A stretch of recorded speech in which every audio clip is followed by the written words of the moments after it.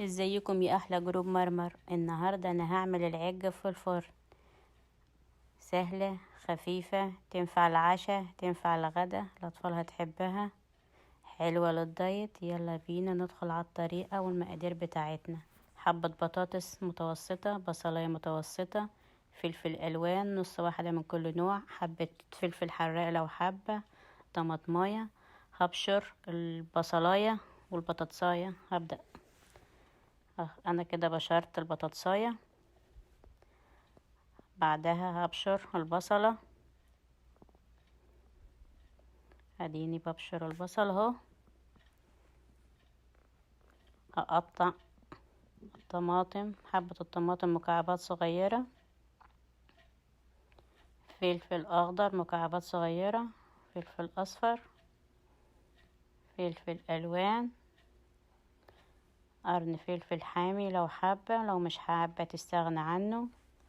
هنزل بشوية زيتون، 4 بيضات، 3/4 كوباية لبن، 4 معالق دقيق، رشة ملح، رشة فلفل اسود، رشة كمون، نص معلقة بيكنج باودر، معلقة زيت زيتون، شوية جبنة. هخلط الخليط كله على بعضيه. اجيب الصينية اللي هتدخل الفرن، هرشها زيت. هتدخل على درجة حرارة في الفرن 400 لمدة نص ساعة. قبل ما اخرجها من الفرن بدقيقتين 3 هرش عليها شوية جبنة تاخد اللون الجميل. شايفة لونها؟ شايفة حلاوتها؟ خفيفة سهلة، تنفع العشاء تنفع الغدا تنفع لدايت تنفع للأطفال. لو هتقطعيها زي البيتزا، فيها بيض، فيها لبن، فيها خضار.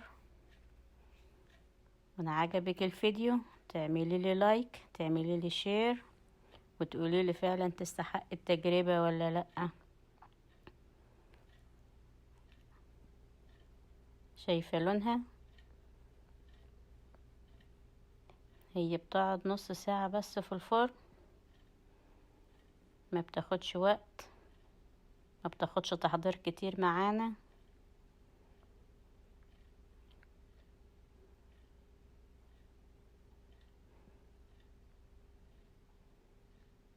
شايفة السلايز طالع حلو ازاي؟ الاطفال هتحبها جدا. تقولي لهم انها بيتزا، هياكلوها على انها بيتزا، وهي احلى من البيتزا.